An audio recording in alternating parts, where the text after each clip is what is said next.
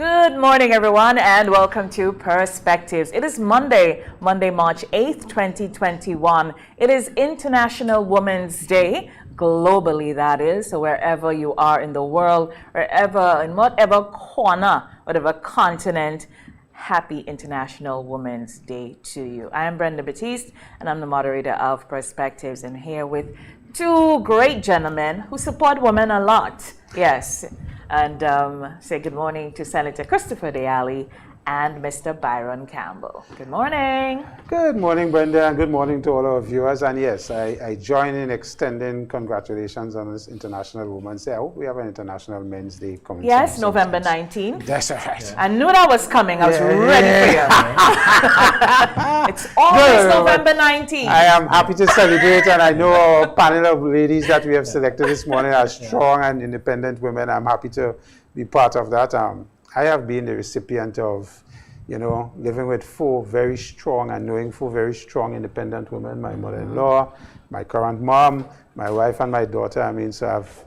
I don't know, I just suspect these things have rubbed off. Yeah. I appreciate the independence. So I know some men are fearful of independent women, but we'll talk about that later. So very good morning.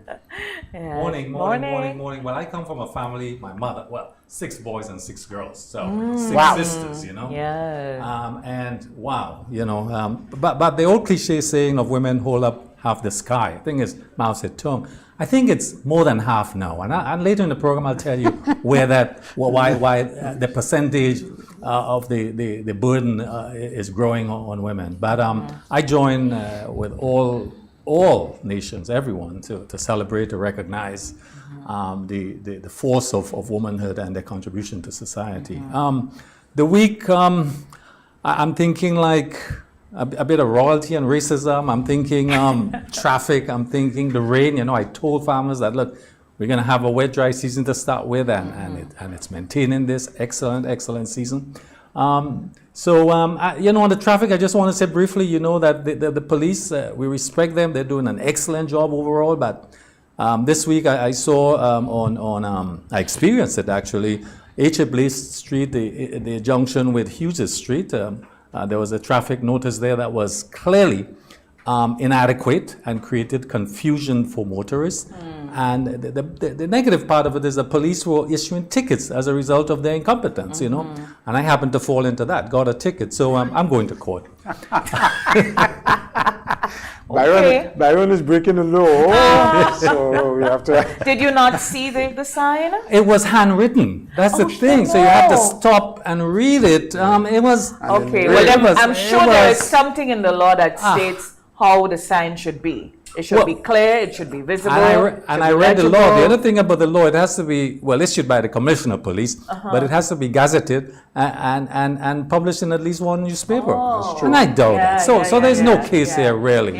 I'm looking for an apology, basically, at this stage. Keep looking. I only want to say on the traffic side, I think, I still see a lot of guys racing and driving at excessive speeds. And we know for the year what has happened already with the amount of fatalities we have had. The just recent one of the young man from I think is one of the bands that and that was such a sad situation. Young talented guy passed because of speed apparently. So we really need to slow it down a bit. And the situation at our roads is that we have so much vehicles on the road now. It's not as it was 20 years ago. So we really need to tuck it back. And, in Grenada, you could only late once. And if you pass me 3 times, I'm sure I'll reach in 5 minutes after you. So it can't be because of this place we're going on the space. And we need to remember these things. And when you endanger other people's lives because of your recklessness, it's really unfortunate. So I just think I wanted to say we need to slow it down a little bit, take it easy, and don't endanger people's lives. We need to be conscientious as well and polite. I find that on the road there's a lot of discourteous behavior as it relates to when you get to pedestrian crossings, when you get to roundabouts. It's no longer, you have to watch them, you feel you had the right away, right? No way, no.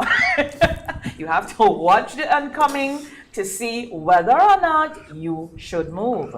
And that is scary, and I know lots of accidents result of that. There's a little thing about pedestrian crossings I want to say, Brenda. Yeah. A lot of us forget the rules surrounding pedestrian crossing. You know there's a white line Yes. Yeah. just before the pedestrian Yes. crossing. That Yes. line has a purpose. Yes. If the vehicle crosses that line before you're ready to cross, you are not supposed to cross. That's correct. And if I see a pedestrian waiting on the cross and I'm not at the line yet, I'm supposed to allow them to cross. Correct. So there's a reason for that solid Yeah, white yeah, line. yeah. And our people just believe once they reach across, they must cross immediately. Yeah. No, There's a people thing don't called wait. about you wait a few Stop. minutes. Make Yeah. eye contact. Yeah, wait. I always I'm- do it. I always do it. Anytime I run. I'm crossing, I Literally. look at the driver because I almost got bounced in Grenada Yeah. one time. I was crossing on Wall Street. I stepped down. I stepped. I looked at the driver in the bus. He motioned me to cross. He looked at me and then he did this. And as I was moving, the bus behind him Yes. came around, and the driver started to scream, "Boy!" And I just froze on the crossing a bit. And then, the driver was like, go on. And Yeah. my heart just kept beating for a yeah. while Yeah, we need because to- it was that close. So we need to just pay attention to these things. I don't know if it was a traffic Make eye light. contact with the driver. Don't watch your vehicle as bonksman. Yeah. Watch the driver. Yeah. We have parts for the vehicle, we have parts for the human being. Correct. And I remember when we had the Correct. traffic light at Food Fair. Yeah. As a pedestrian, you have to wait to cross. Correct. Yeah. When the traffic stops, then That's you cross. correct, yeah. Now we figure, well, okay. Oh, but now the conductors, they drag the passengers across the line and they cussing you. Where you going? And listen, Grenada is such a colorful place. But I'm Brenda, of course. Let's pay attention to these things. We have to talk about the vaccine, where it's going, how the rollout is going. Well, we seem to be, yeah. the numbers seem to be going up, which is Yeah. good. Yeah. Up to yesterday, I heard we were close to like 7,000 inoculated. And then today, I see rollouts across the island, like Radisson this morning again, the Yeah. Esplanade Mall, Yeah. the Bruce Street Mall, and a lot of the medical St. stations Andrews and across medical the station. island, across the state rather. So that is good. I think more and more, we are kind of people, a lot of people going quietly and take their vaccine. Yeah. But they're making noise publicly. That's okay. And additionally, I think the program we did last week with Dr. Oles, we must say, again, special thank you to St. George's University and to Dr. Oles for, giving of his time and his expertise Yeah. to really show up and, in that professional way and give the kind of information that, is weird. I was telling Senator Allie only on the weekend that people, they watch the program, and because, we're on, they come in my inbox to ask me medical questions, No, I don't know. I don't, so I just keep referring people to the program, and, it's making its rounds on social media. I trust that it can be used in a useful way by local media. They seem to be more interested in the sensationalization of things rather than really, informing and educating, and that is sad. But I think more and more that program really did a lot for people. Based on what's out there, I think the level of hesitancy is still high. And again, and we raised it since the last time with the Minister of Health, that some kind of coordinated campaign would be necessary and important, because there's a lot of doubts, and naturally so. There's a lot of information, some false, some otherwise. So how do we create better confidence, particularly in the younger people? I think that is a challenge, and that is important. I think more going younger forward. people are going to take the vaccines now. I think they are realizing that it is going to impact how they live, i.e. how they travel, i.e. how they fet, and i.e. how they jump up. i.e. how they jump up. And I think those things are bringing a lot of younger people to the realization that, hey, I think I can jet off because if we listen carefully, countries, North America, even Barbados and some of these countries are saying to you, listen, we are going to get to XYZ amount of percentage of vaccination by XYZ time. And once that happens, what we will see is all these countries and territories saying, if you're not sorted, we don't want you on our shores because we are not going to risk it, you know? Yeah. So I think that more and more is becoming a real strong realization, and people, that in itself is going to be incentive probably, or the fact that it's a new world. Yeah. And you just have to go out and get it. Again, I keep saying it's a personal choice. Yeah. You know, if people ask me, Brenda, are you taking the vaccine? Yes, I am. Are you taking the vaccine? No, I'm not. And they go into their litany of things. Why? I don't even fight it.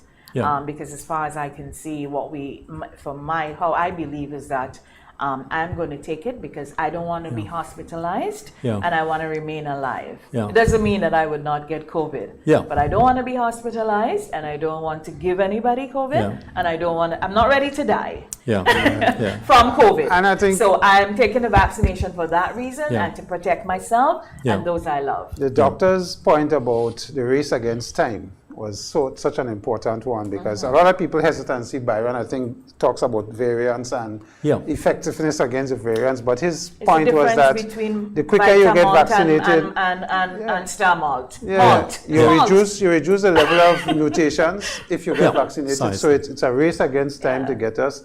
And of course, the other aspect of it, Byron, that I mentioned the last time, I think if private companies get on board with vaccinating their staff and by extension their staff families like some of us are going to do, I think it helps to get the message across. This is, and then we have a closed group within our employee functions in our businesses that can help people get to the point where they say, listen, okay, let's vaccine and, you know, and don't get severely ill and possibly die, as Brenda says. So that's an important point. Within the RDU, for example, I approached it as a cluster, you know, in other words, communicated to the COVID committee and organizing the staff to do it as a grouping, you know, some facilities. So that ties into your approach, Chris, and I think that that's a good way. Yeah, and I think one of the things employers are finding as well that they have to walk a very thin line with employees, because we saw embattled. I was assisting somebody with a history project this weekend, and it just went right back to the way culturally, gossip is our means of communication, not information. Gossip, oral conversations. I hear, I pass on. You hear, you pass on. You know, you. Our culture is not one of, let me find out the facts. Let me dig. Let me get the information. We even call gossip information. And that has been a historical thing. Because the thing I was doing, we went all the way back from the 14th century Grenada, come all the way up. This person preparing for their dissertation and just finding out. And I was like, man, we in Jaws there so. We did so long, we build so.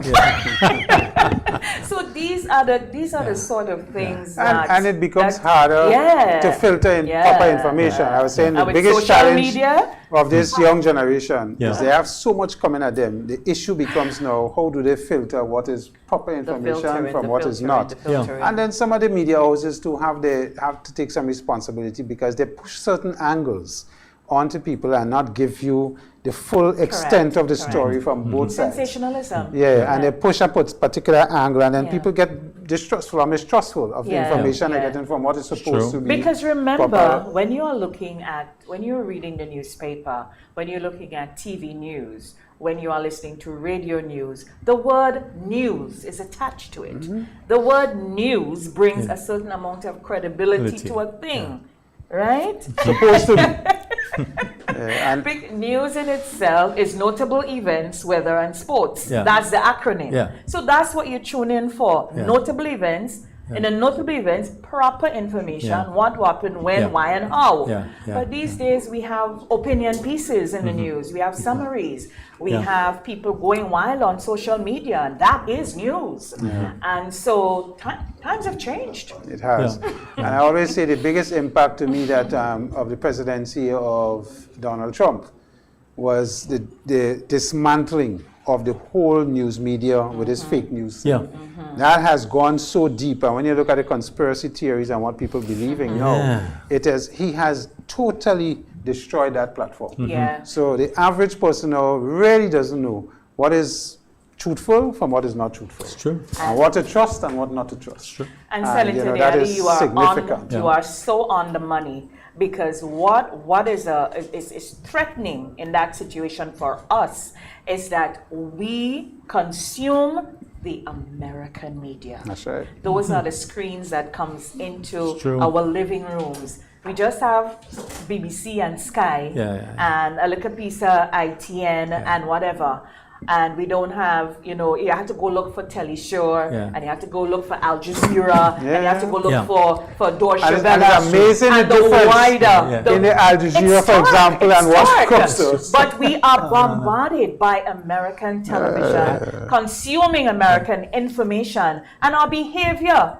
So we see it on NBC, we see it on ABC, we see it on CNN. Oh yeah, man, that's how we're supposed to behave. So we change all the fundamentals we were taught. We change everything, and that's the trajectory we're on. Brenda, my take on this is that, you know, at one time when I was younger, even during the revolution and beyond that, we used to talk about cultural penetration. And we used to think locally in terms of how we not just react, but how we measure it, how we do things that would minimize the impact on us. Now that's no more. It's like now it's taken 100% hold. Now that cultural penetration is complete. And that is scary. This is scary stuff. Our identity is in jeopardy. You know, when we talk about internet, I always say, you know, when the internet came in, we all spoke about this great platform that we're going to be able to communicate so widely and there'll be no more barriers and so on. But of course, the greatest negativity of in the internet is the information flows. And the what we could take and what you cannot take, and what you could believe and what you cannot believe. And that is seeming to have a serious effect on our younger population, because they have everything instantly on their phone. Instantly. It's instant. And that is, and there's not enough time to filter. So you get something, it pops up on your phone and you say, wow, this is something else. And then before you could discuss it with one or two other people, you get another angle again. And it's really, I mean, I always say, Brenda, you know, one of the things that struck me, you know, is that if there's an accident now in Grenada and there's injured people, the first thing that comes out is your phone. To film the entire experience instead of going to the aid of the person, if you can, to see how you could help and facilitate. That part of us just seemed to have gone because the first thing we pull out is our phone to ting it and spread it. And so on. Yes, that has some sort of benefit, but oh Lord, there's people here that need help. New reality. It's an amazing shift. We don't think that the person, the family at home, because a lot of people, you know, I wouldn't want to find out that my mom was in an accident by picking up my phone and watching on social media if I wasn't around her. So, you know, there's that as well. And we don't seem to be thinking about that. We seem to be very, very, very consumed in other, you know, just as say, pulling out the phone and doing that. But let's trust we get better at it. But we're celebrating women today, women. We must say thank you to the Gcna. Of course, this morning we have our Gcna Nutmeg Cooler. Senator Allie, what's in the cooler? Because you tell me you like it. This cooler is a special drink. This is a cooler that is flavored with nutmeg. It's made from the pod, actually, as the main ingredient. The pod of the nutmeg. And they go through their process. It's nicely flavored. I mean, if you like the taste of nutmeg, this is a drink to have. And I mean, this nutmeg cooler, I've been recipient. I've been buying this consistently since I got it. Are you working for the Gcna, by the way? I mean, I'm working for my farmers. We supporting local. You know, it's a good mixer too if you're into alcohol. It's an excellent mixer. It's not too sweet also, which is a good thing. A really lovely drink, and I think where we had to take it now is to get some private company to partner with Gcna and explode this. And it can become exciting because imagine we have something like a nutmeg, like the cooler. You know, you get people who, you know, like, you know, always out there doing stuff, and you do nice jingles and stuff, things like nutmeg is we, and nutmeg is we. You know, things like that, those light-hearted things. I'm just saying this for people who might be on the nutmeg board. The pot is something our farmers never used to really, apart from making it jelly and thing and pickle. But now there's already an industrial use for the pot, so farmers can get instead of just selling the maize and the nutmeg. Dr. Stephen Fletcher was the first person I saw, you know, coming out to speak about how useful the Yeah. pod was. Yeah. Never even knew Yeah. that we could have done all these Yeah. things So with this the is pod. great. So, This is really great. yeah, and of course we have our teas here. Yeah. So make sure you're getting it. Folks, you can get those at the GCNA complex, the Nutmeg, the GCNA, they have a really beautiful little novelty store there, all things Nutmeg, and you get your tea and everything that they do, all the value-added products currently being made by the GCNA. So thank you so much, GCNA. I'll be having my cooler later. We take a quick break. We'll be right back.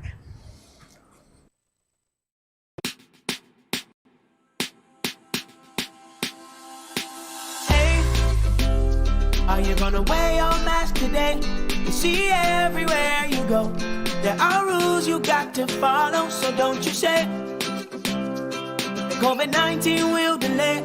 Take the opportunity to save your community. Don't be that guy, put a mask on your face if you're heading outside. It's your life, my life, more lives will be taken if we don't try. If you feel any symptoms, call the hotline. Stay inside until you feel fine. 6 feet away every day. Keep COVID-19 far from away. Keep Grenada safe. Be COVID-19 smart.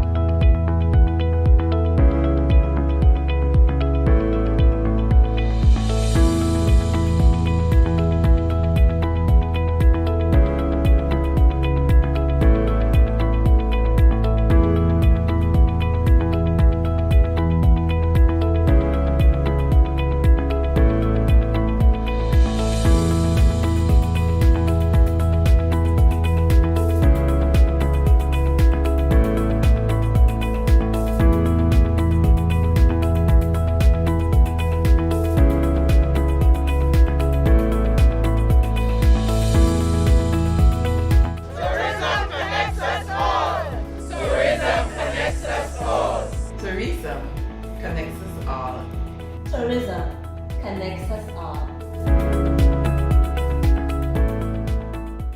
Dreaming of taking a break and escaping to an idyllic, happy place? Well, finding it does not require you to go too far. You already live in paradise. All it takes is for you to go out and discover it. Grenada, Carriacou, and Petite Martinique are blessed with a wide variety of accommodation that satisfy any taste and budget. Find the one that suits you and your family and treat yourself while having peace of mind that your health and safety is a priority. Knowing that we have gorgeous waterfalls, stunning beaches, and flavorful cuisine, let's be tourists in our own islands and enjoy paradise at home.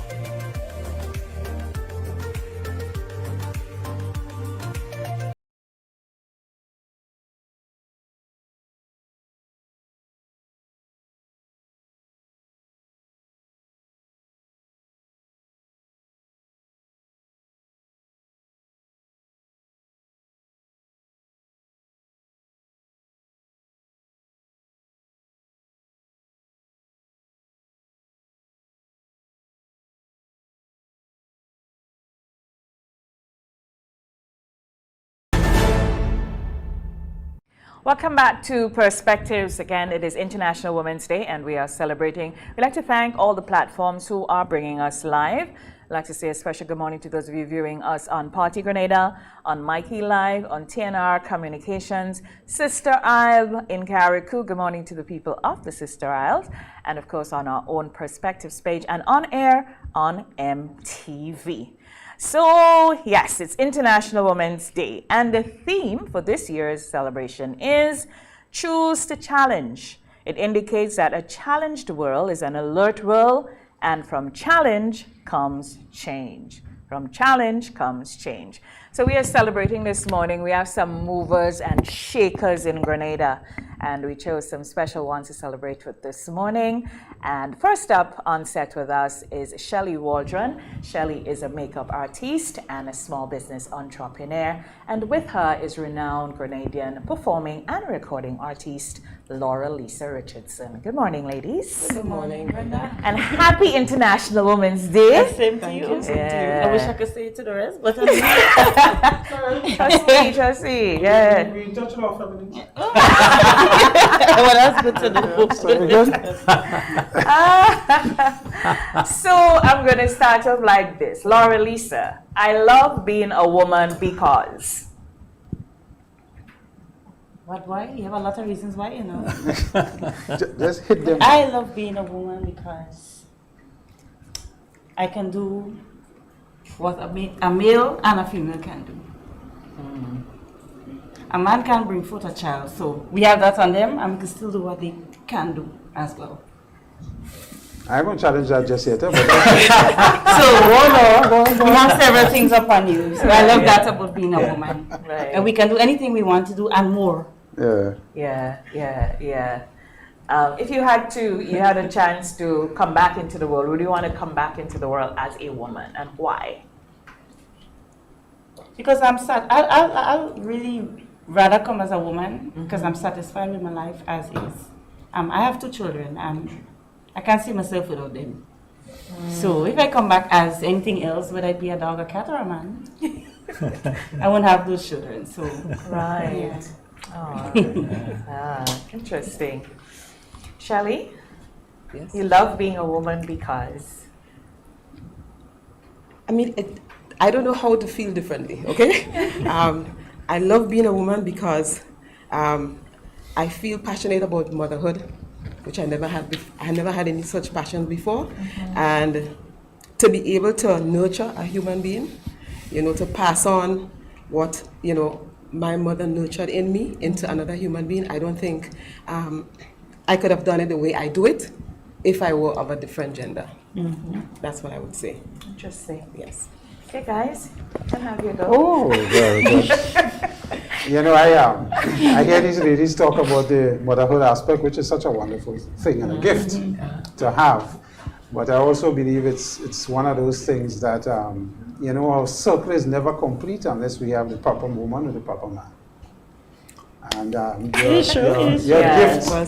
your gift of motherhood comes from us as well, and we have to be together to ensure that, as you just said, how to nurture and pass on these traits that we would have inherited or learned is so important, and the combination is key. And the excellence in our women also comes from, to some degree, having a good partner by your side.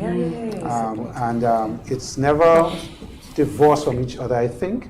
Yes, we have strong women, as 2 of you guys are, independent women and women who are now taking the mantle.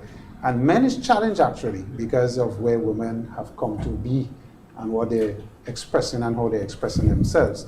And that is something for us as men to also take note of, because the challenge that we're now getting from our ladies is not a reflection of anything bad or so. It's just that I think our men have now taken a unfortunate step back, and not because women are pushing and they're more independent.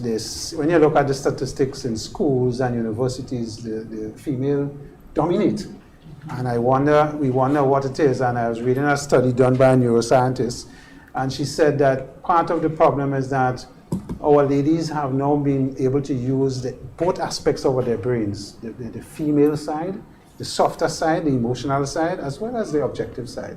And they have matured into that faster than the men. We are more on the objective side, and we haven't gotten in touch with using the emotional side of ourselves more. So it's something, so you are more balanced than us, so to speak, from a neuroscience point of view, and that is important. And that is part of the problem, I think, or the issues. I don't know if it's a big problem, but it's an issue that we have to work on in terms of getting closer to our ladies and understanding the values they bring. And we could talk more about them in the boardroom and young businesses, which I think is a big thing. Because, you know, you guys have a talent, I say in the boardroom, your attention to detail, we men certainly don't have it. And when you come to the boardroom or you come to that level in business at a certain level, you bring that attention to detail that we don't have, and it's something that we need. And that is something that, you know, we as men sometimes forget that you have that. Sometimes the detail is a bother, because, you know, you're living with your wife and she tells you, but you didn't do this right, you didn't do that right, you kind of get, oh shit, excuse the language.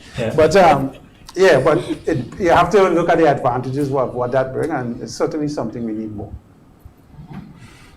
They're looking at me.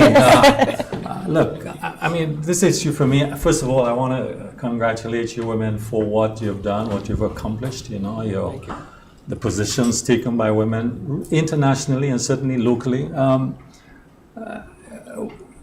a development practitioner and I work in rural communities most of my life, and I still do. And what I see there, first of all, is that women are head of households as much as 45% of all the households, you know, about it's headed by women, single, and these are single women with children, okay?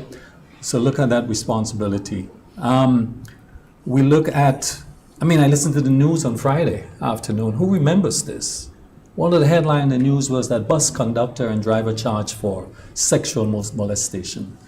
I could talk about this because this is rampant. In fact, the studies show that 1 in 3 women in Grenada, a third, will experience some intimate partner violence. So we have a problem, Grenada, you know, or the world or the region, but certainly for us. So as women, how do you react to this? What do you think could be done to change the attitude of male in the society towards women, the respect that you deserve? How do you think we can achieve this? Well, I tend to believe that a lot of the change has to start at home. All right, the home is the first environment that gets that a child is able to absorb from, and it has to do with the values that are passed on, like parents, whether it's biological parents or guardians. It is we have to get, even when the male influence is absent in the home, there is even more pressure on the mother, the single parent, to ensure that even if they have a son, that the son is able to understand that you have to respect. You have to respect your sister, your cousin, every female. Respect yourself, respect the female that you come in contact with. I don't know if there's any other way that it could be done, but it has to be parental influence. I mean, I know there are times when it can deviate from that. There are some kids that come out of what we would call balanced homes, good influences, but yet still you hear at some point down the road that the person is involved in some kind of, whether it's gang rape or some type of abuse against women. Those are exceptions. But primarily, I believe it has to do with the influence that is passed on from the home. What is happening? Should we have public shaming, for example? Expose the people that with mandatory jail sentences? Are the penalties adequate? Are they because it's happening as we speak?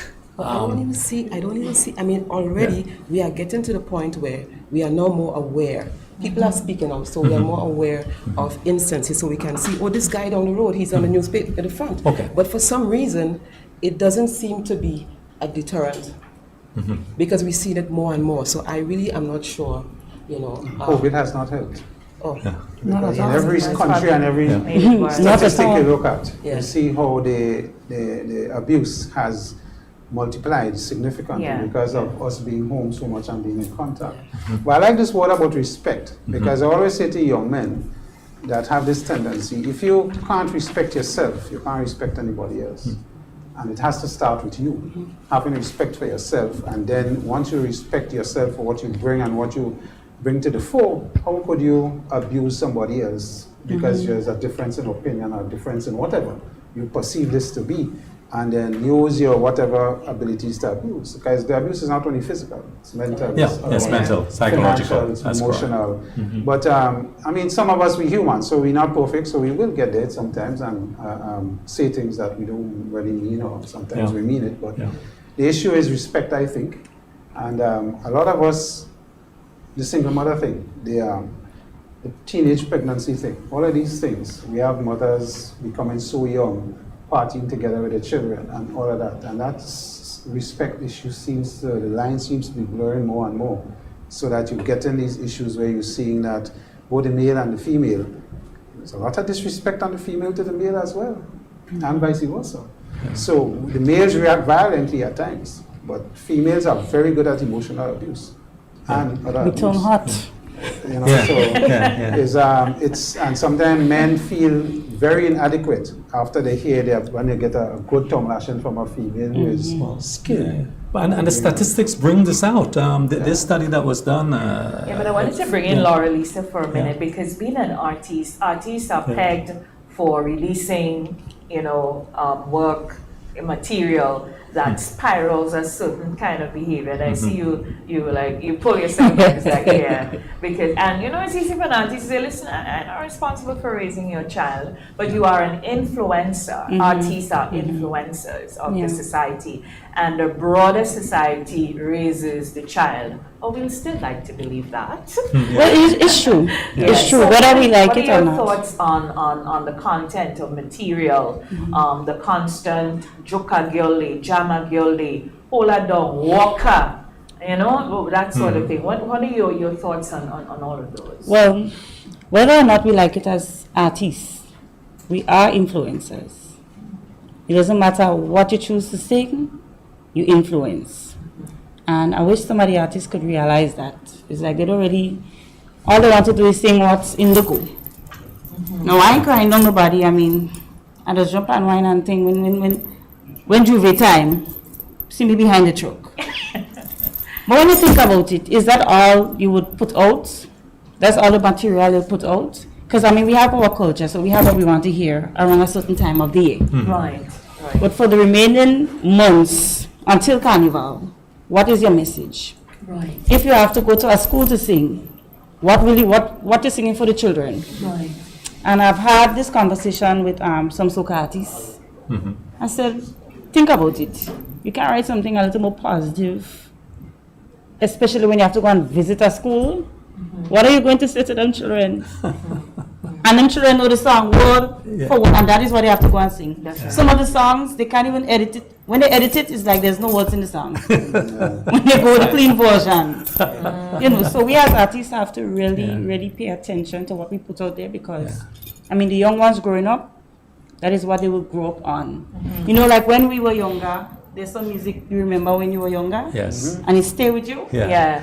And you could say, wow, boy, I remember when I was small, that song, they don't make any song on them again, Yeah. So could you imagine the young ones now being only exposed to that when they get to 35, 40, 50, that is what they know, Yeah. Juke and wine and jam. And if you're not joking and whining and jamming, you're not in it. I'm telling you. Yeah. So we have to be considerate. We have to be mindful of that. No, for the years to come. Yeah. That's how I see it. Yeah. It's the same way. Yeah. In your business, are there any disparities or any differences you'd say in how women are treated versus your male artists? Most definitely. Most definitely. I may not go too deep with it, but what I do, before I used to cry and complain and thing, and I realized, you know what, as a woman, you just have to get up and do it. It's probably 10 times harder when you have to juggle the children, have to go and sing in the night, somebody to watch the children, and then when you reach on your gig, everybody, what she have on? I don't know, there's the thing with women here. And the fellas, they come in and cut up foot pants, they cut out, remember the year that was raining? When they cut in the pants by the knee here, and a vest, and they roll through, and we jump. Yeah. So that's kind of hard. When we have a show, the amount of money we have to put out to look nice. But look, Shelley here, Shelley, no, Shelley does do my makeup for free. Look, Shelley. Good job, Shelley. Shelley does do my makeup for free because she knows. You have to do your nails, your hair. And when you get there, they stand up so and they watch you. And as soon as the man come out and he make 2 jump, you see the stadium gone up, they spraying big on and fire. You understand? You know, so it's like, you know, like, yo, when I'm singing my heart out. Yeah. And they just stand and they watch. Another thing, payments. Let me say for a show. They get what they ask for. Right. They get what they ask for. And look how much money I have to spend to come out. Right. I ain't making nothing. That's why Madam Shelley here does help me out because she knows. Yeah. Good. Women have to support. So we have to stick together. So I'm not in the pity party no more. I realize you have to try to beat the system or you could beat the system. Yeah. You know? And then people could start respecting you. Absolutely. Because begging, asking, ain't getting us nowhere. Yeah. And I try to tell a lot of the female artists that too. Yeah. It don't make sense putting things on Facebook again. Who ain't playing no song? And who ain't doing this? And who ain't doing that? Nah, you have to find a way. Just do your thing. In Papa God Do your world to thing. make it happen. Yeah. Yeah. Said Laura Lisa. Shelley, that's great to hear that you support that way. And how did that come to you? You and makeup and you sleep and you wake up and you say, that's why I do it? Let me see if I can give you the condensed version. Up to my 30s, early 30s, I had no interest in makeup. I didn't wear makeup. Because of where I was working, makeup was one of the products that they sold. And because there were free samples, every now and again I took something, you know, that was given to me, and I just was dabbling in it and realized I was just in awe, you know. Yeah. And even at that point, I didn't think of it as a career. I thought of it as something just to play with colors, you know. And I think I only took it seriously when somebody asked me how much I would charge to do their makeup. And then after that, one of the things I would say is support from women is one of the, I would say that was one of the driving forces behind me taking my interest and love for makeup to the next level.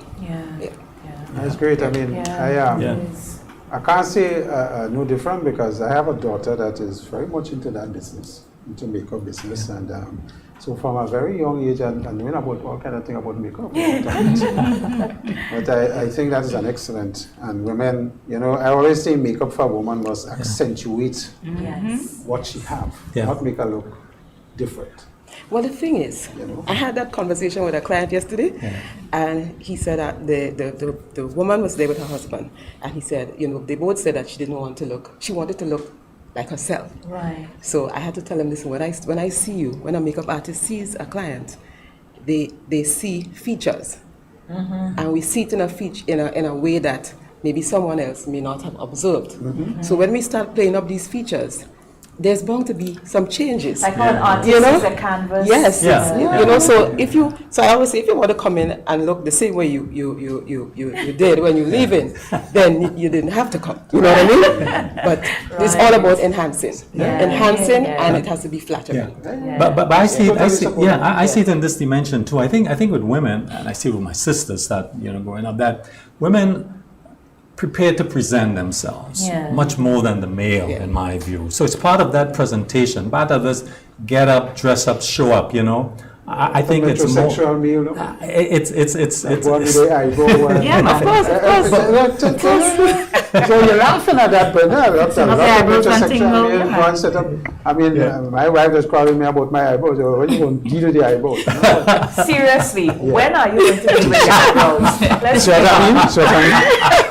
But no, I mean, there are a lot of metrosexual males now that into this. They go and they get themselves properly made up and, you know. Listen, that metrosexual thing is just sexist. There are men who take care of themselves, period. Every day. Right? One of the best things, you ever see Allie girl, Allie I'm putting your arm black. Ever see Allie girl foot? got it like a baby feet. Yeah. Allie always getting pedicures. Never see my feet. I saw it the other day. I'm nice. You know, and somebody will figure, hey, man, sit on that chair and get a pedicure. No, take care of yourself, brothers. Absolutely. Get your manicures done. Skin is skin. Body is body. We're just in the female and male. Yeah, take care of yourself. Yeah, but it Not comes from metrosexual. It's taking care of the yourself. socialization, you know, our women historically stayed at home. The men went out in the field to work, you know, so we get callus and Ulto and so on. But and Grady, he'll come in and grate up the sheet and grate up people's foot. There's a Sort lesson. it out. That's it. That's excellent. There's a lesson here that I think we male can gather from women, you know. Of course. I take it seriously. I know that. They could do better. They could do better. Absolutely. Yeah. We've just gone through, before we let you leave, because we have some other great ones to come on. We've all gone through this period, and as the theme says, you know, for there to be change, there must be challenge. So for both of you, how has this period, almost a year we going through this period, how has this, you know, how has the challenges changed you? Well, for me, being in the entertainment business, that was, I think people downplayed how badly we suffered. Artists and live bands and stuff. There was no mention of us, especially when they spoke about giving people who worked in the hotels or the companies. We ain't getting nothing, even if every week I singing in that particular place. You know, it was just shut down. There was no money coming in, and I don't know. It was tough. But it forced me to become creative. That period. So I would say COVID was a good period for me in that light. Yeah, I got time to pull back and think and reconstruct and really sort of what it is I want to do. And is what I'm doing now making sense? Because look now, COVID, and I know it's one thing, what? So it's like I had all my eggs in one basket, sort of. So it forced me to become creative, open up my mind, look for a different way to do it. I made more connections. Sabrina Francis, she's here. We became close. That opened more doors. So it was good for me. Apart from the trying opportunity. Yeah, I did. You know, interesting. That is so great. Well done. Yeah, absolutely. Yeah. Shelley, you? In terms of challenge, I think I'm a very grounded person, right? And I live a very basic lifestyle. To me, I don't need a lot. Your face don't say that. Yeah. Lovely made up. Thank you. Yeah. And I still think it's basic. Yeah. And so I think when the lockdown came, the reality is I was somewhat happy for some time to spend with my mom and my daughter. Because I am a person that is going constantly, right? When you're running your own business, it is like that, right? So initially, I was very happy about the slow down time. Getting up in the morning, I have a veranda, which I don't go in. I was going to the veranda, and it was a time for me as well, not career-wise, but as a mother, to remind my daughter about, you know, the simple things in life, you know, just to see how much we can do with little, because there was no revenue at that point in time, and I just had to remind her, look, we are living, we are surviving. I mean, there's so much going on in the world, and here we are. We can let this meal go for 3 days, you know. So it was that time, you know, for me. And to be honest, I let the business side of it just sit on the back burner for a while, because you don't expend too much energy on stuff that you have no control over. The things I had control over was how I spend the time with my mom and my daughter. So to me, I came out of that feeling even closer. And my daughter is 20 years old, and I still feel like, you know, we're so close, you know? And so, you know, the changes, I would say, is a positive change. Just to keep on pressing on, you understand? Meeting people like Laura and trying to have my own influence, you know, and, you know, support her in a way I can, you know. And the thing is, yes, I do her makeup for free, but when she gets a chance to get paid, she says to me, come, what's your fee? You know, so I could put this in here so that she can get paid. You know what I mean? So, you know, so I want to continue supporting, you know, other women, you know, as best as I can. And I believe that, you know, we are such a force that, you know, when we are together, we could accomplish a lot. You know? Yeah. Thank you so much to both of you. Thanks for waking up early. Yeah. Both of you. You're welcome. You're welcome. I so appreciate you both for waking up early and coming in. And again, yes, may the force of the female carry you through. Thank you, Brenda. Thank you. And the might of the male who lift us up. And support, Taking some of the force here. Thank you so much, ladies. We'll be speaking with Shelley Waldron, a makeup artist and small business owner, and Lisa Richardson, performing and recording artist. We'll be right back with more women on International Women's Day. Should you wear a mask outdoors? Hey, I'm just masking for a friend. Besides, it's the law. A message from the Ministry of Health. Be COVID-19 smart. Wear your mask. You know, sister, we are live big like blue whale. Big like blue whale. Tell it, big, big, big, big.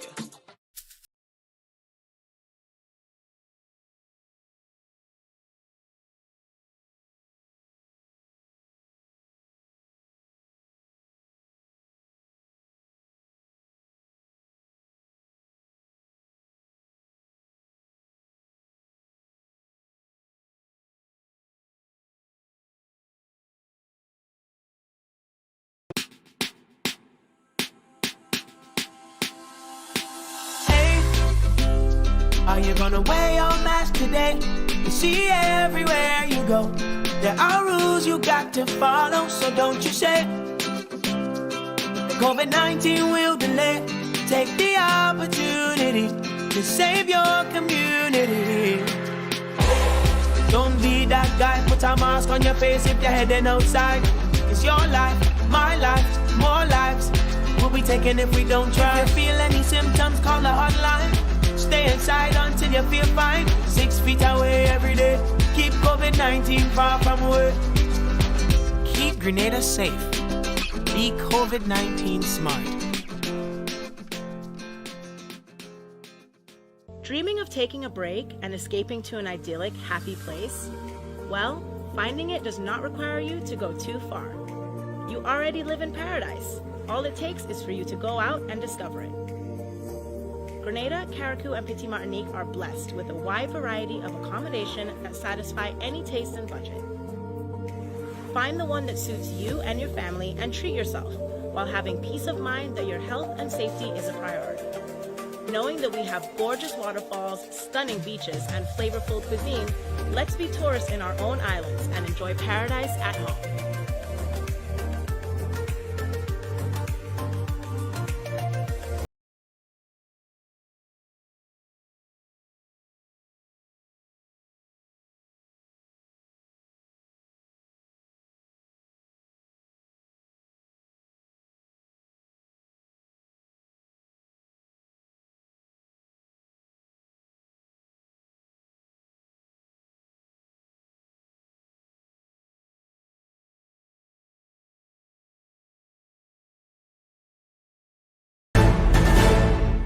Welcome back to Perspectives this morning. We're really glad you can stay with us. And if you're heading out the door for work or you're already on the move, of course, please keep us on as we continue our celebrations of women here on International Women's Day.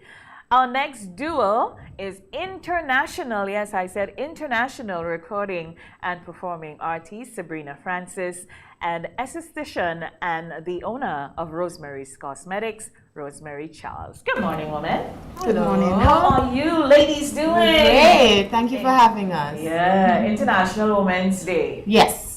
It's a good day to be alive. Yeah. Yes, it's a good day. It's a good time to be a woman, I think. Right. It's a good time to be a woman. Let's pick up on that. Why? Well, because I was just speaking to a lady outside and she was saying when she was a child in school, there was International Women's Day was this big hoopla because women were just, getting educated, they're just going out to study, they're just, so, and I just feel really grateful that I have been able to benefit from that time because I've never even knew that at all. And now we have the world at our fingertips. We have the possibility to do everything and anything we want to do. We have choices, and it is a great time to be a woman.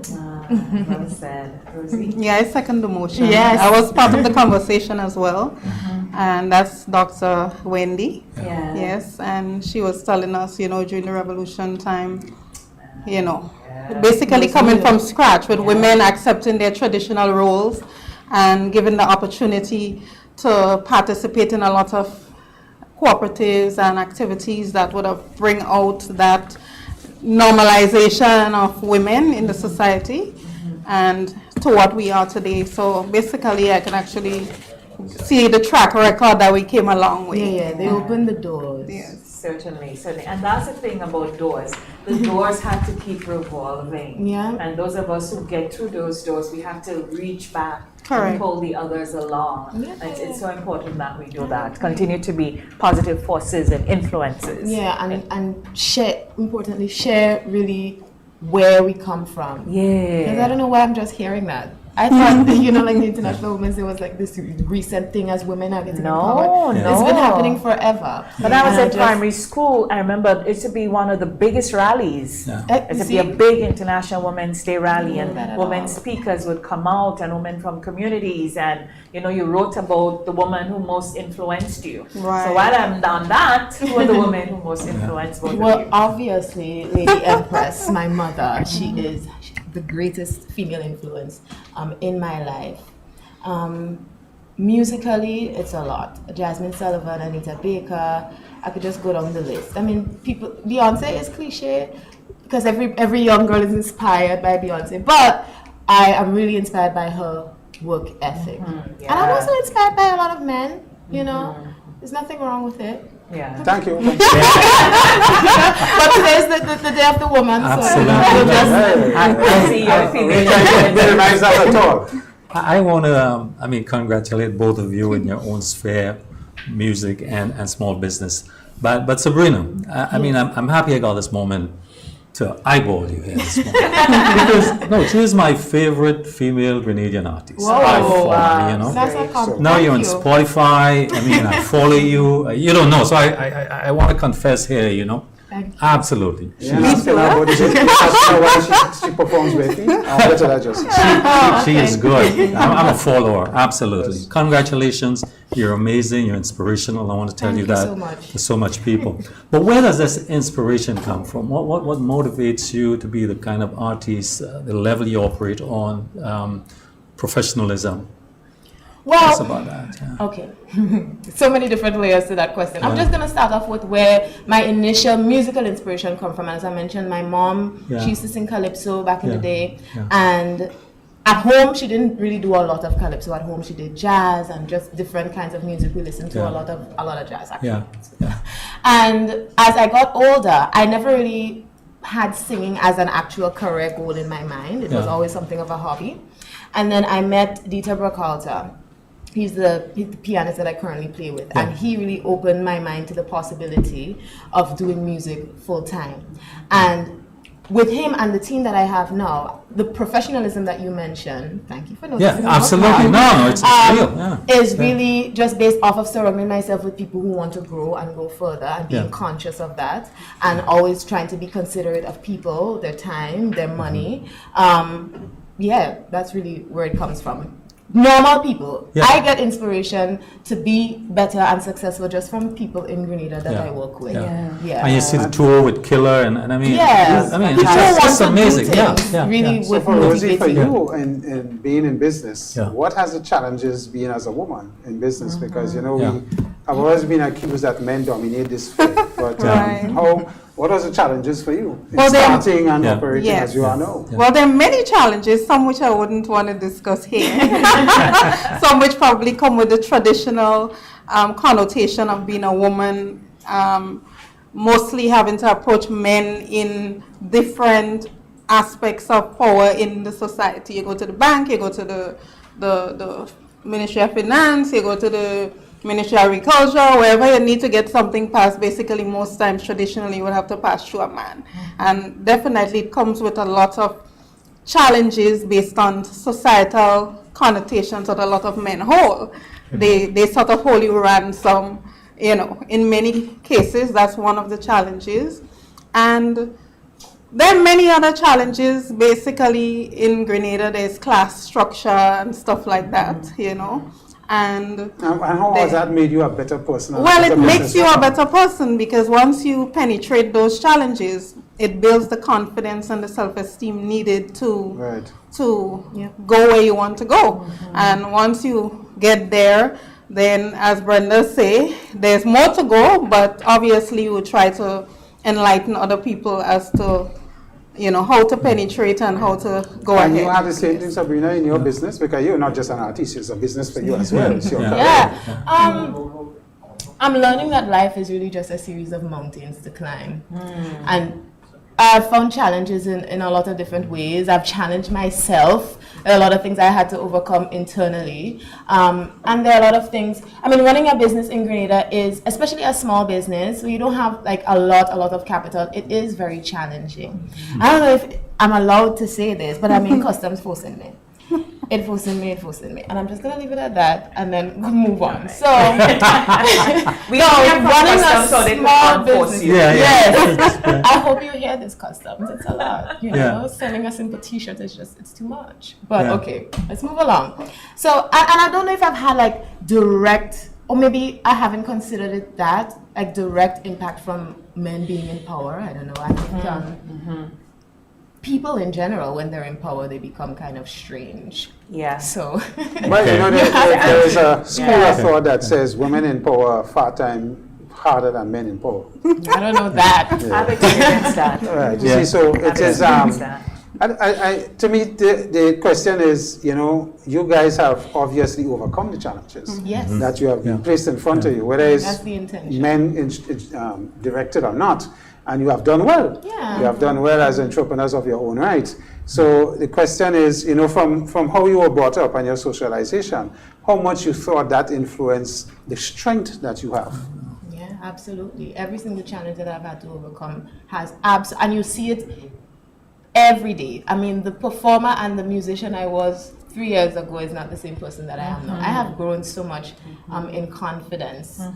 Could see that. Singing and speaking and being. So yeah, absolutely. And I know you said your strength comes from your mom. Yes. How about you? Well, I take inspiration from a lot of people. You know, I grew up looking at a lot of different people, so I don't want to specify. It's too numerous to mention. Even Brenda, I take some strength from Brenda. I take strength from even from your wife. I look at somebody who has done exceptionally well and is extremely proud of to know. So there's a lot of people locally and internationally. I look at Oprah ever since I was a child growing up, knowing where she came from. I know at least you may not be the next Oprah, but at least it shows you that you can move from where you are to somewhere else, you know, and that is sufficient. Breaking the shackles. Yes. Indeed. Brenda, as we look at women in business, I mean, this is an issue right now. First of all, women in Grenada, they're the majority in the informal sector. That's correct. In terms of vending and just about any kind of small business you think about, particularly now in the pandemic period where many of them became unemployed from the hospitality sector. They're hustling, they're doing something out there, you know. But the point I want to make is, and we talked about it before in terms of the financial sector and the difficulties for small business. As women in your small business, have you found the financial sector supportive of you and collaborating with you? Has there been difficulties there? In some ways, yes. Yeah. I would say in some ways they've come through, pulled through, and that is why I've been able to do the small things that I've been able to do. But I think, you know, we could use a little bit more help, especially not just me, just as a young person trying to forge a way forward. I think we could take a little bit of a closer look at you know, the creative arts has not been a traditional business sector that we've looked at. You see? But it is. It is. So your push and your influence is going to help these institutions as well recognize the potential. As a new business. I mean, during COVID, we had to kind of fend for ourselves. But we managed to pivot and do what we did. We raised some money to help the local artists. We did a live stream, do you remember, called Let's Keep Green's Music Alive. We raised over $10,000 from people all over the world. But it, you know, it would be nice to have a little bit more attention, you know, as musicians. Now, Rosemarie, you, because you started, you know, just servicing folks, and then you now have a cosmetics brand. That's a big deal. Yes, so I have a cosmetics brand, and I also do cosmetics for like some of the hotels. I have some connections to produce hotel manufacture cosmetics for them to use exclusive on their guests. Not necessarily, because in this cosmetics industry I can produce something for you called Brenda's Cosmetics. You know, we can have this kind of private labeling arrangement and stuff. So I'm also into doing that kind of business as well, as I'm coming out from the service aspect to a large extent, and more going into like focusing on the training and the manufacturing of cosmetics. So COVID has certainly brought out more of your creativity and determination. Well, obviously, yes, because COVID now forced you to do something that probably you should have done a long time ago, because I was teaching people for a number of years but still doing a lot of the service. So COVID forced you out of the personal contact, so it made you see elsewhere, think elsewhere, and approach elsewhere, and then you realize, well, I can leave a lot of the service aspect for the people that I taught, the people that I trained along the way. So you know, everybody benefits, and as you help, you move and you evolve, you know. So COVID probably taught me things that I should have known a long time ago. Forced me. I have one question for you ladies, because how do you balance your family life with your career life? Because for women, that tends to be a little more significant for the men. So how do you balance that, get that balance? Sabrina, you're not a mom yet, I'm assuming. No, I'm but, not. No, I'm not. Right, but even though you're not mothers, but how do you balance the career with the family? I think my career takes priority right now. I really have no pickiness. I have nothing to I have no responsibility, in the sense the family that I do have, they support me 100%, and they expect that I take the extra time that I need to make sure that I go all the way with what I can do and be successful at it. I have a boyfriend, and he's cool too. I mean, we had a show on Hog Island the other day, and he was there helping row wires and stuff. So I think for now, I am lucky enough. Breaking news. Headlines. I'm lucky enough not to. I don't have any kids, and so for the time being, I could really just make it a priority. Wonderful. Same thing for you. Well, her answer is basically a summary of what I would have said. So I need to get back to the bare feet thing. I'm a great fan of yours as well. I follow your music as well, and I thought your Ariza tune was one of the best we ever did. But that being said, I mean, I had no idea Ariza was so big. Ariza is huge. I was a past president, so. And you helped it make bigger. Tell me about the bare feet thing. Well, it's really, there's nothing behind it that much. It's just like I don't like to be uncomfortable when I'm trying to focus on being an entertainer. And you're born without shoes. And I'm born without shoes. Like I'm conscious of clothes when it's on me, and I'm very conscious of shoes on my feet all the time. I own like 2 slippers that I beat about all over the place. I brought a heels today, but I left it in the bag because I don't have time for that. I just want to, when I'm on stage, I think it's very important to put all your energy into where matters, and I don't want to use energy trying to balance in shoes. I think it's so natural. Pretty much I just think it's natural and so different. So I think it separates you from the rest. Well, as an esthetician, Rosemarie probably could help us, because for me, I don't know, there's a kind of feeling I get when my feet touch the ground, especially mud. That is balancing. It's different. I don't know how to explain it. Maybe you can. Yes, I can explain it, because I particularly like to walk bare feet. Rastaman say you're grounded. You're grounded. And absolutely, that's the terminology. Is that there's a grounding effect. Obviously, if you don't believe in it, then it wouldn't matter to you. But if you do believe it and experience, you could experience some form of balancing and relaxation, which could go deeper into health. All the energies of the body, what happens and how that goes. The chakras. That's right. So you know that, yes. So even if you don't go into all the little nitty-gritties, you know, but at least if you, people growing up all these years walking barefoot, it never killed them. They're healthy, they're okay, you know. And I want to believe you're much healthier than if you grow up with socks and shoes in a house permanently. So we wear too much shoes. Shoes. Yeah. Restrictive. Yeah, I think so. It's natural. Finally, there are some little girls, I'm sure, looking on this morning because school is for the large part still, you know, at home, and maybe mama and dad is allowing them to have a look online or on television. What will you say to them? Girls who want to grow up to be international recording artists and singers, and girls who want to grow up to own their own cosmetics brand and take care of. Well, for me, I would tell them point blankly, I would tell them they have it easier than we would have had. Like everybody before you would have had it harder than you do now. So they would have it much easier than me in all aspects. I firmly believe that. And I just want them to go ahead and capitalize and be whatever you want to be. You don't have to be a cosmetic artist. If you want to be a mountain climber, whatever you want to be, you don't have to fit into stereotypical values of doctors, lawyers, whatever. Just be what you are comfortable with. And to me, there's hope and opportunity in every career. Once you're passionate about it and you put the effort, the work, and that's it. I agree. Yeah, I would say pretty much the same. Take advantage of every single opportunity that the Lord has placed in front of you. Do not waste your time. It is short. You will get to know that very, very soon. In celebration of this day as well, for them, I did this song called My Girl, and it releases today. Here's a verse. Here's a verse. We get a verse. We get a verse. Yes. Yeah, great. Yeah. You get like a chorus. Yeah, chorus. He goes, my girl, hear me. My girl from the islands, I see you in motion, colorful as can be. Mommy. Yeah. Wow. Great. So we know. You look out for that. Yes, it's on YouTube right now, My Girl. Good. Sabrina Francis.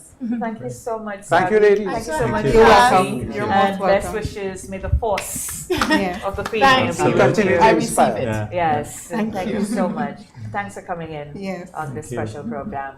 It is Perspectives International Women's Day. We're celebrating. No, we ain't done yet. Just getting started, it seems. We'll be right back.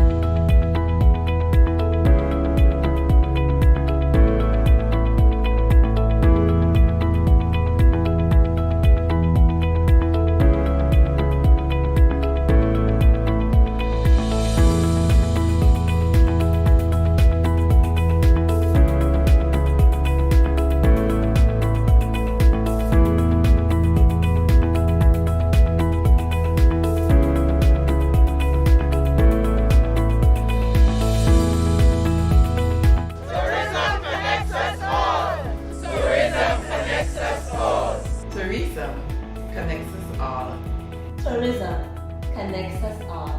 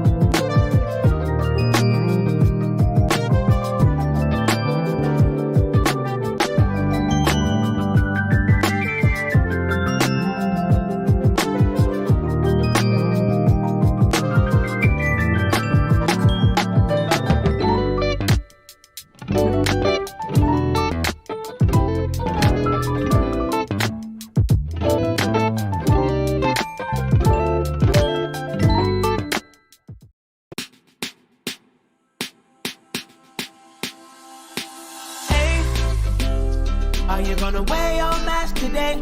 You see everywhere you go, there are rules you got to follow, so don't you say COVID-19 will delay. Take the opportunity to save your community. Don't be that guy, put a mask on your face if you're heading outside. It's your life, my life, more lives will be taken if we don't try. If you feel any symptoms, call the hotline. Stay inside until you feel fine. 6 feet away every day. Keep COVID-19 far from away. Keep Grenada safe. Be COVID-19 smart. Dreaming of taking a break and escaping to an idyllic, happy place? Well, finding it does not require you to go too far. You already live in paradise. All it takes is for you to go out and discover it. Grenada, Carriacou, and Petite Martinique are blessed with a wide variety of accommodation that satisfy any taste and budget. Find the one that suits you and your family and treat yourself while having peace of mind that your health and safety is a priority. Knowing that we have gorgeous waterfalls, stunning beaches, and flavorful cuisine, let's be tourists in our own islands and enjoy paradise at home.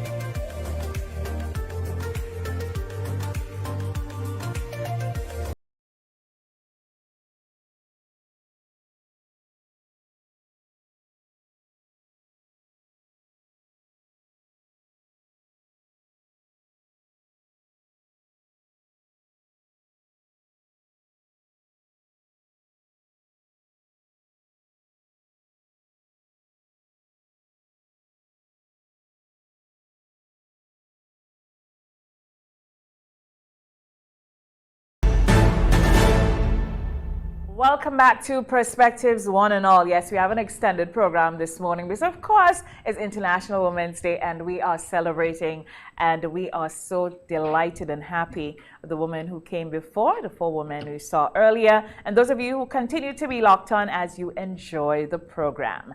And our final duo is here to sit with us this morning. We say good morning to Dr. Wendy Crawford Daniel. Of course, Dr. Crawford is an author and a sociologist, and to Akiera Paterson. Akiera is a marketing and promotions and brand specialist. She also does artist management and just great energy. Good morning, ladies. Good morning. Good morning. Happy hour day. Happy hour day. Right? Happy day. I'm feeling the vibe inside. And thank you for sharing, joining on. Yes. Beautiful day. I must say, these men, I mean, since we started this show on November 9th, these 2 gentlemen, they have, the way I have felt is that they allow me to shine. Yeah. They hold me in the light. I've never felt disrespected. I've never felt that, oh, I'm smarter than you. I've just felt warm and supported by them. And I know it's the first time you're hearing this, but this is a perfect day to say this. And I'd just like to say thank you. Oh. Absolutely, thank you. I do not ever think about women without thinking about men. Yes, and that's it, because they make me better. Yeah. Because, you know, sometimes they say things that I'm like, okay, so all right, that's just them being a man, just being cut and dry. But I have the emotion, so let me bring that side to it. So it's a really nice balance, and it's just that really celebrating perfect. With us. Yeah. I think Couldn't have found better men to celebrate with us. No, and I think it's beautiful that you said that, because I think that it's so important for women to have a voice. So just the fact that you extended the entire show today to all of these, you know, lovely women that came before, and, you know, the one in my presence, I think that is so important, because in communications, being a communication specialist, I believe that women have not always had the opportunity to be heard, be seen, but not heard. And I think that it's so important for platforms to be extended so that women will have the opportunity to speak and to talk and to say all of these things. And just the fact that you spoke about, you know, your relationship with your co-anchors on this program as men, it brought back a thought of growing up in my household. Like, my father would always allow me to be heard. My uncles always, what do you think, Akiera? What's your opinion? What's your perspective? So I always grew up comfortable speaking. Yeah. And it allowed me to continue speaking and not just use my voice to advocate for different things, but to advocate for different people and to be confident in that. Because I felt like I had something to say, and there were people who were willing to listen. Yeah. So thank you all. Definitely. I want to declare publicly that Dr. Crawford and I are good friends. Yes. And we go back a long time. So, to take up on that, Doc, you know, because our socialization as young people growing up have always been women as a sexual symbol and what quality they bring to the table. We have seen that change, even though, I mean, when you look at Governor Kubo, you wonder about that still in this time. But how have you guys seen that challenge to move out of that mold, break that mold for want of a better word, and project women in a different light, in that we can be professional, we can be just as great as you guys, and how difficult has that been, you think, based on your understanding of the socialization? Yeah, well, I always look at it as our attitude is something that we have learned. So we weren't born with that attitude. Right. And the attitude that we have towards men, or the values or that we hold, have much to do what we were taught even as children growing up. Because as I always say to my students and to everybody else, that we were born with a blank slate. That's correct. Yeah. And when I look at, for example, the theme for International Women's Day, you know, challenging us to go against bias and inequality and things like that, I'm saying all of the bias that we have, whether it's towards men, because as children we were told certain things about men. As girls we were told certain things, very negative things about men. It was never, you know, a sort of, we need each other and can't do without each other. So it has been challenging because even women have internalized that value, you know, that men are our enemies or men are the negative element in the relationship, and that it should always be a struggle. And so it takes a while for people to realize that. As I was speaking to the other members of the panel earlier this morning, I said that from my own experience as a young woman activist in the school, started in the school system, and the works of, during the revolution time, the works of the National Women's Organization, though I was not yet eligible to be, I was not a member, I was with the student movement. But we learned so much from the women's movement, and as I recall things like the fight for equal pay, maternity leave law, and all of the things that benefited women. Prior to that, we just took things for granted. That's how it is. That is how it should be. That's the norm. And so we did not challenge norms. And even when I teach my students, I said, do not accept any of the things, any of the values, or any of the norms outside. I challenge them. And that's the whole idea of education. I'm not in education to teach you facts. You could get that on the internet. You could get that anywhere you want. But I'm here to show you a method, a model. Develop your critical thinking. Don't take anything you read as is. Nothing really is what it seems to be. So, so it's that kind of challenge. But it's coming along nicely, and I think with the internet and with all of that, people have exposure to information. Any part of the world, any information you need, that is changing. That has helped a great deal. So. And Akiera, I picked up earlier that you spoke about the influence of your dad in your life, and how he gave you that flexibility and that room to express yourself, regardless. How has that changed your perspective on whatever I wanted to be, I felt like I could be it. And not just my dad alone, but Brenda will tell you this, like my mom, like she has always been a very strong person, very strong figure, and she has an incredible work ethic. And sometimes I feel like my relentlessness in being persistent is because I've seen her always be so strong and always be so persistent. So there was always a space, for that, whether it's inspiration through seeing, how my mother would be independent and very much a go-getter. And then, my father and the male figures in my life, my uncles, Judah, would always give an opportunity for me to do anything or be anything. I felt like I could do anything. There was a phase I wanted to be a model. There was a phase I wanted to be an architect. There was a phase I wanted to be a lawyer. Yeah. You know what I mean? Anything. And I would get the tools like immediately. I want a little laptop. I got a laptop. I want a drafting table. I got a big drafting table because I was like, I think I want to be an architect today. You know what I mean? And I know that every young girl or every woman doesn't have, you know, an opportunity where they would have, you know, supportive male figures or supportive people that would just drop everything and get them. But I think it's so important for us to tell our young girls like stories, positive stories about other women. Yeah. Because to me, our lives are the stories we tell each other about each other and the meaning that we create from that. And speaking to your point, I think it's important to have more conversations about the dichotomy between males and females so that women will understand more freely their space to navigate in a male's or a man's world. In entertainment, predominantly. You know, men. But we well, you see, and as I said earlier, outside, I said, you know, we've always grown up knowing that males have had a voice, so I feel like this is the females' time. But it's important for us to not lose the fact that males need to be in the conversation. No, it's important for men to be in the conversation so we could have that successful dichotomy. Well, I would like to pick this up.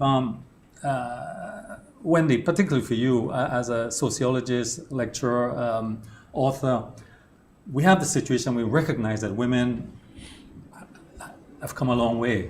You know, we have a lot of equalization. It's not where it has to be, but it's in the right direction. But at the same time, while this is happening, we observe that a young male in particular is losing ground, lots of ground in the society. And the examples of this, you see training programs, you see you look at a graduating class of SGU and it's 90% females or any other graduating class, in fact. And what's happening to the young male? You have training programs and they're dropping out. Where is this leading us? How can we equalize this? How can we bring more how can we improve on this situation? Okay, so it's a problem. I know. I always counter this idea of the marginalization of male. To begin with, first of all, I always like to say that I think we in Grenada are so blessed. We have some of the best men in the world, right? And that's for you. So I always start from that point of view. And sometimes we look at statistics the wrong way. Right? Not that our men are marginalized or missing. Maybe education is not taught in the way that attract them. So they find more active and other things to do. So people look at the universities, they look basically, and they see a lot of female. Think about the style of teaching. Think about what the universities offer. Is it challenging enough for men? Sometimes men want to do something else. And you know, I look at our men, and I think we have special men. I'm not trying to make you guys feel too good, but you guys, no. And we do not give our men the credit. I think Grenada have some amazing men when it comes to the family life. I always recall, I went to an activity in St. Andrews. I think it was a Labby festival type of activity.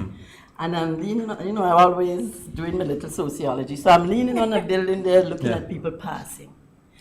And I was just amazed to see the men with the children, one here, and the women walking a few feet behind. I'm like, this is beautiful. I'm coming from Granada's Beach early morning, first day of school. Right at, what do you call that place by the netball court? That Coffee Boat Hill. About 8 men, only men, and little children of all ages and stages, standing there saying, oh God, if I had a camera. Look.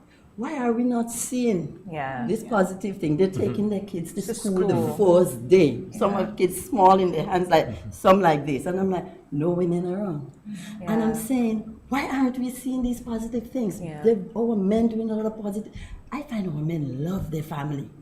And when you speak, so I say to people all the time, when you speak about marginalization of men, you're not speaking about our men. Look and you'll find our men if you want to see them. Because they're there and they're playing their part. And that doesn't mean to say we don't have a few rascals. You know what I mean? As every society will have that. But we have some values that we have internalized. Absolutely. That goes against everything. Absolutely. Right? An idea that we possess or own these men. So they can't have another girlfriend outside. They can't have friends. What is that all about? You understand? Because or if we have a child for them as a stamp. You're alluding to the men contributing more to the family life structure, which is so critical for our societal development. How do you women, career women, balance that with your careers? Because it's not an easy thing to be fully engrossed in your career and still have to balance the family life. You don't have a husband, you may have children. How will you see that balance? That's something that have to begin very early. For example, for me, I marry an old school guy. He's old school in his values, old school in his everything. But I established very early, honey, this is the life I've always known. This is what I do. So when I leave home, don't ask me what time I'm coming back, because I don't know. I'm a sociologist. I could leave for St. George's and end up in St. Patrick's. You hear something wrong with St. Patrick's? Or in Carriacou. So he understands very early that you do not, that I've established it. Yeah, and that's what he loved in you when he saw you. And you do it early, when the honeymoon is still hot, right? You do these things early, so that later on, honey, you agree to this. You understand? So what is the big deal now? But that speaks to respect as well, respecting you as an individual. Exactly. So you establish it early, so I'm able to balance very well. Nothing holds me back in terms of, family. I mean, even as a man, I found that to be my greatest challenge in my career and my professional life, to balance your needs and wants of your children and your wife versus your career. It's a lot of little things, but I mean, I found that to be a great challenge. What about you? How do you see that? I mean, I feel like there's a balance in everything, and there's a balance in life, but it's also important for us to not get too caught up in having that balance every time. There will be times when your career requires more of your attention, and that's fine. And then there are other times when you balance it off with family time and you make that work. Because it's very important to realize that, and it's also important to have these conversations with, the people in your family, the people that you share your life with, so that they will understand that you're called to do the things that you do because it's innate.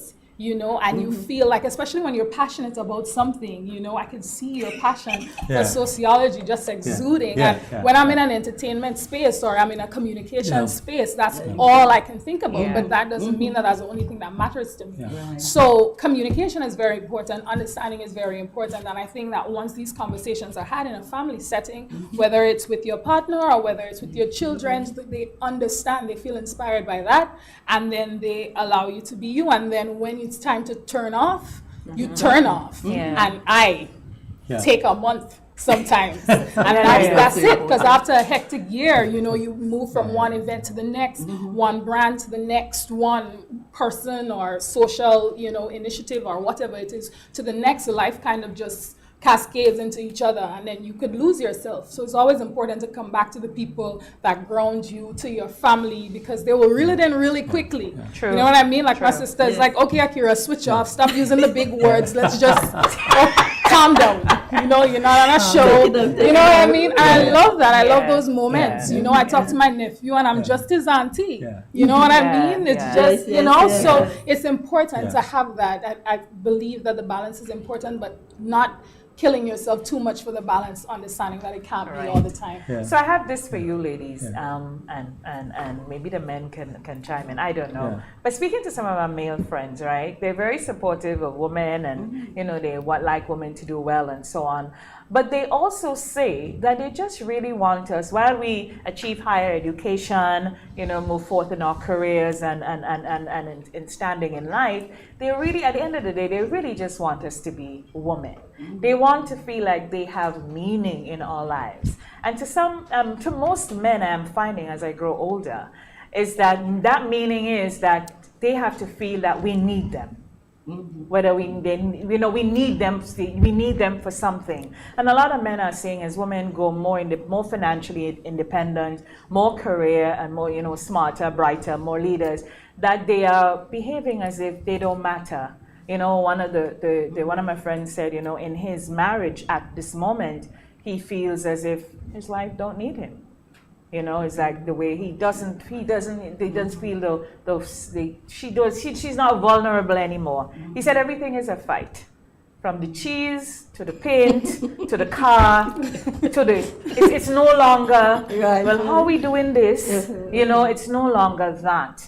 And we have that in us. Let's be honest. No, we have it in us. Right. And by the way, I didn't admit that to them, No, it is true. I fight to the end. But we have it in us. Yeah. And is it something that we need to be careful about? It is. I mean, I have a strong, independent wife. We have strong, independent discussions. I like that. But I think a lot of it boils down to first of all, I think men are in a position of fear. That's one. Because we tend to see us losing what innately we were supposed to be the breadwinners of the house. Right. We start seeing us losing that role. And I think we're probably looking at it from the wrong perspective. And it's not a matter of losing, it's a matter of you now have a partner who can contribute more. Correct. And if we take it from that angle, I think we lose the fear of that. But the independence aspect of the lady is causing a lot of confusion in men's mind. And that is serious, because I had an experience with a young man who said to me, he and his girlfriend was going out for quite a while, and one time he went to her. He didn't like how she was dressed for this particular event, so he said, well, probably we could be less revealing, whatever. And she just said to him, listen, I have my own vehicle and I have my own clothes, I pay for my clothes, you could stay aboard. And that threw him off totally. And he came to me and said, he said, I don't know what. And I think that is an issue that is coming, and our women need to also pay attention to that. That's the question I'm asking. Because fellas are saying, okay, I mean, at the end of the day, men still want to see us as these soft, sweet, and feminine, and right. And so, I don't know, maybe what we should strive for. I love being a woman, and I don't ever want to lose my femininity. I'm also a very strong woman. But at the same time, and I know I've run into people who say, I really like you, but you scare me. But they only say that when they want to. But cool, so that's okay. I don't mind scaring people. But is this something, Dr. Crawford, that we need to pay attention to as women? Yes, and I think that's where we're losing our way, and we speak a lot about equality and bias and so, but we normally as women, we look at it on one side. Right? There are women in Grenada today who are domestic abusers. They're abusing their husband. They're beating up on their husband. And it's a secret. Abuse, and emotional, psychological and emotional abuse. Right? But if it's done on the other way, immediately we say, we cry out. But it's both sides, and because we have a major role to play, we have to extend that sort of understanding in a similar way. Remember our values. We learn it from our churches. The man is the head of the household.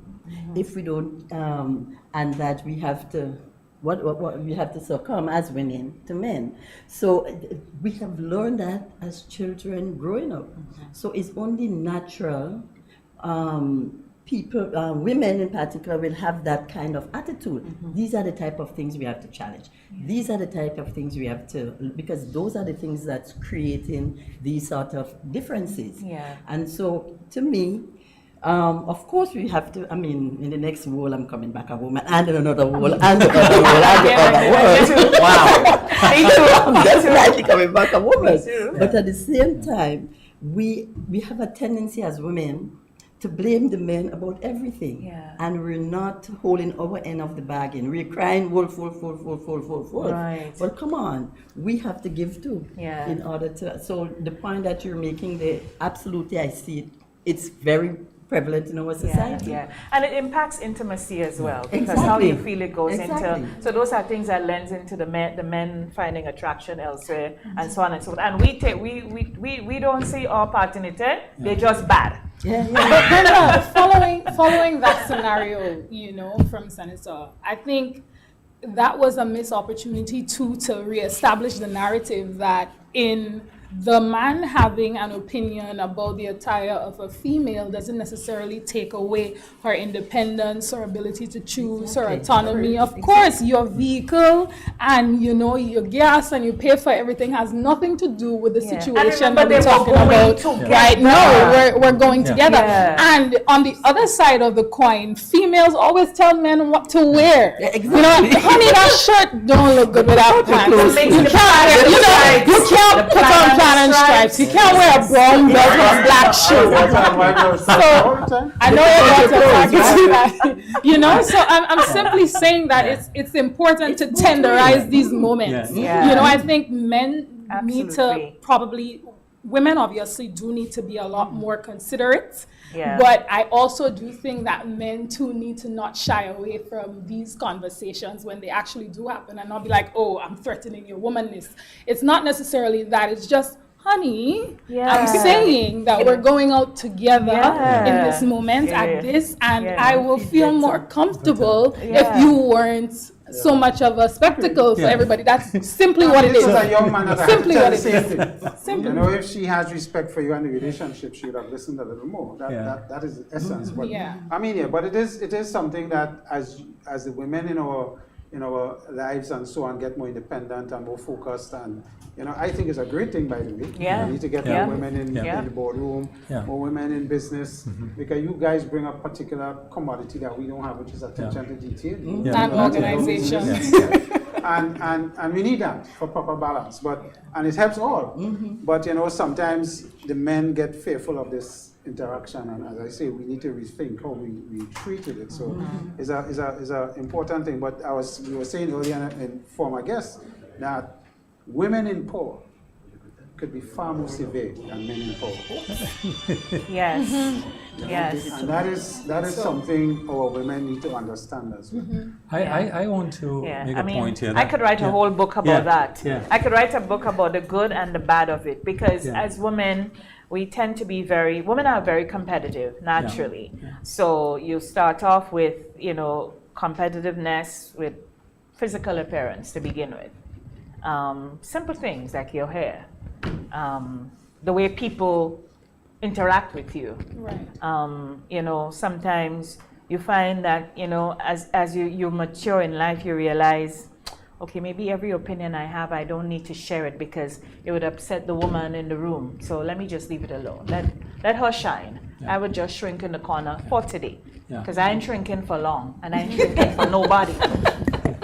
Okay, go ahead. But women tend to be much harder when it comes to leading women. And I'm happy you said that, because as you talk to women across the spectrum of the world, you would find that women tell you, hands down, they prefer their male bosses.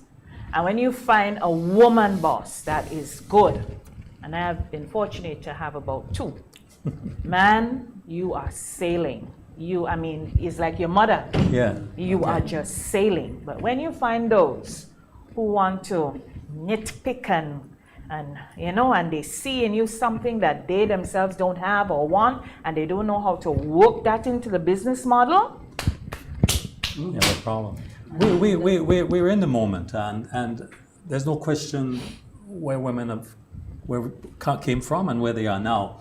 Starting from the revolution, the kind of progress that was made there, equal pay for equal work, setting up of Ministry of Women Affairs, and a lot of those things. And where we are now, I mean, we're going into what we call now gender mainstreaming, where there is deliberate planning and organizing to take the various sexes and gender into consideration.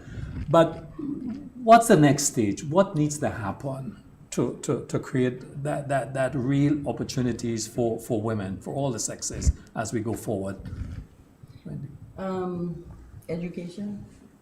And when I say education here, I'm not speaking about book education. You know, the experiences that education based on lifting people's consciousness and awareness of their role. Yep. Your scenario that you just explained there.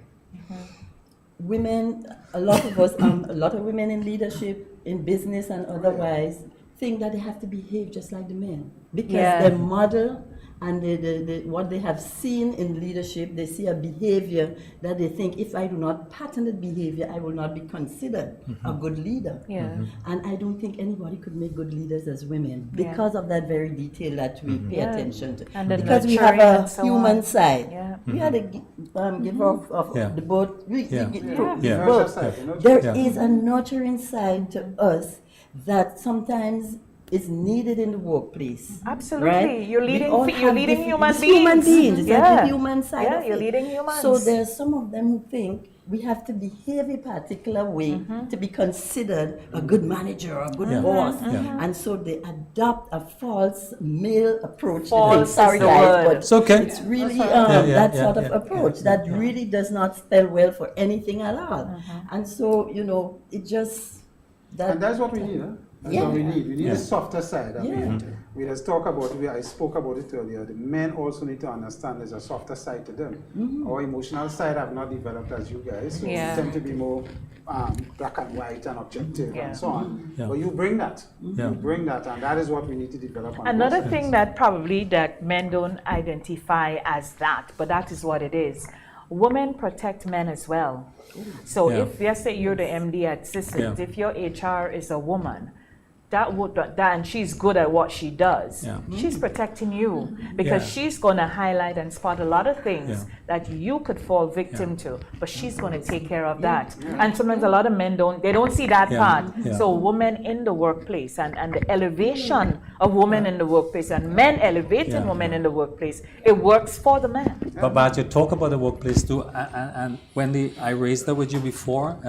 The question is, because the example, I run an organization, 26 persons, and you have 23 young females, women, and it's difficult to get any male. And the males that are coming are not showing the quality and the standards that the women are. So that's the threat and that's the risk. And I see it throughout the society and institutions, And I'm not sure, yes, we have good examples of young male and not all young, but I'm seeing great numbers that are being left behind. Yes, Byron. And that worries me. That bothers me. How do we change this cycle? Byron, remember, we did not. Our parents did not do a good job. I always say that with our young men. They did a fabulous job with us. As That's people, true. Right? They thought that guys born with the sensibility of society and don't need as much guidance. So they tend to let the guys run loose. It's true. And while you very rigid and rigorous with your daughters, that's my own experience. It's still happening. It's like walk that straight and narrow path. Still happening. By 6 o'clock. And the boys are They could do anything, they could go anywhere, they could make any choices, but not us. Since you're like that, they're asking what you want to be. And they're making provisions for the girl. He's that sort of attitude. And ultimately what we see, right? The girls on a very focused path, and most of the guys. So it starts with parenting, and not realizing that guys need as much because we're stronger. We are the stronger being in reality, right? You guys just very good at masking your emotions. That's true. They're maskers. They're major maskers. I must say, I like a guy that cries. Just cries. I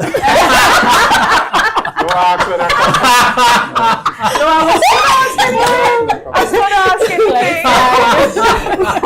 I like a guy that cries. So just don't cry too much. No. Then you get it's not real. But it's really it starts with all the way down with that parenting and socialization and expectations of male. So we grew up a dual type of parenting, one type for the girl, one type, and we've seen the outcome of that today. So that situation you speak about, of course it's happening, but a lot of it have to do, and these young men, once you can get them, they're just so receptive to for wanting real. to know, etc. Look, it's the other way around now. You have the young male asking for a top up. You know, it's not the female asking for a top up. The other way around now. The women are more independent now than the males. Because we got the training. Absolutely. From day one. Absolutely. I must say, in my experience in my organization, I have a group of young people, both male and female. I have excellent. But you're right about the fact that the men need to be cajoled a little more now than the women, and the women, as you say, from since parenting, what have been taught.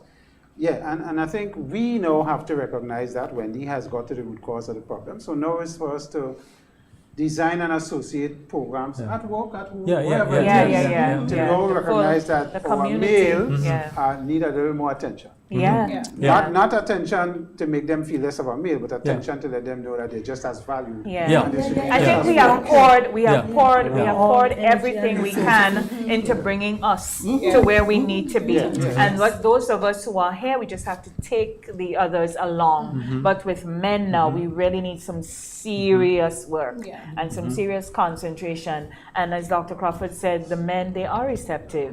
A lot of times, you know, they say, And then Dr. Crawford hinted to something earlier that I think is very important and should not be missed in terms of the education system. Because I was a teacher. I taught at Happy Hill Secondary for a few years before I moved on to communications and entertainment. And it's very important for us to look at our school system, the syllabus that we're presenting, and see if it addresses, one, the job opportunities that we have in society, because that's what it's for, and two, whether it's doing a service to the students based on their unique and individual capabilities, arming them with the thought to pursue something that comes natural to them or innate to them, or not wanting to shy away from that. Because ever since I was younger, I would always read, Akiera is an excellent student, but she's a bit talkative. You know, but it's the perspective. It's the perspective, because to some people that might be like, oh, you need to be quiet, you need to, you know, speak less. But I was always naturally curious about people finding the story, and that developed into public relations. And I'm absolutely excellent at what I do in my perspective. So I feel like that talkativeness worked for me. So it's sometimes you have to, of course, you don't want to distract people and be too much, but you have to look and try to recognize when students have an aptitude for something and try to frame that. And I think that that's what's important. Our school system needs to be more conducive to the things that males like to do. Not that we can't equally do it, because I had males in my classes as well, all through university. But probably we need to re-examine that.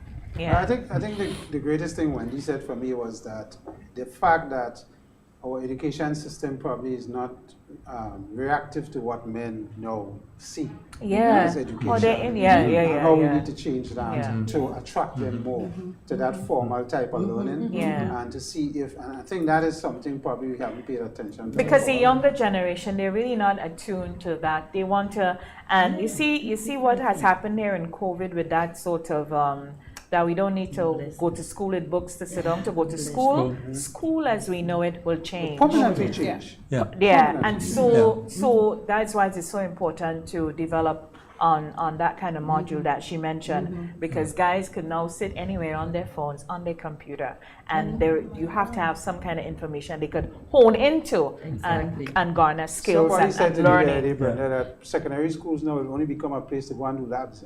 All these buildings we have in these classrooms. I'm just so excited with the revolution that's taking place. It is a revolution. It is a revolution. If you're into woodworking, you go just to do woodworking. Labs, but secondary schools and tertiary educations will now become so digital that there will be no need for in-face classroom to a certain degree.